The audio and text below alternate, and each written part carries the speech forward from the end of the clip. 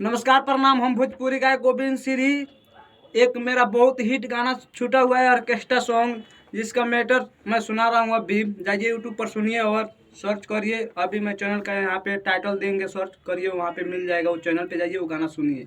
तो वो मैटर सुना रहा हूँ। उसका पहला मुखड़ा, रे सखी चढ़ते नवंबर यारवा दम भर मरले बा। रे सखी चढ़ते नवंबर यारवा दम भर मरले बा।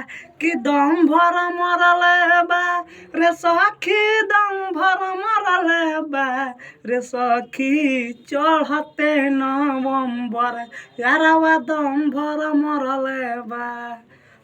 तो यही मेरा गाना है, बहुत हिट गाना है। एक से एक हिट गाना मिलेगा। वो चैनल पे जाइए, ये वाला चैनल पे जो टाइटल है सर्च करिए, यूट्यूब पे मिलेगा। ये चैनल पे एक से एक गाना हिट और कैसा सॉन्ग छूट चुका है।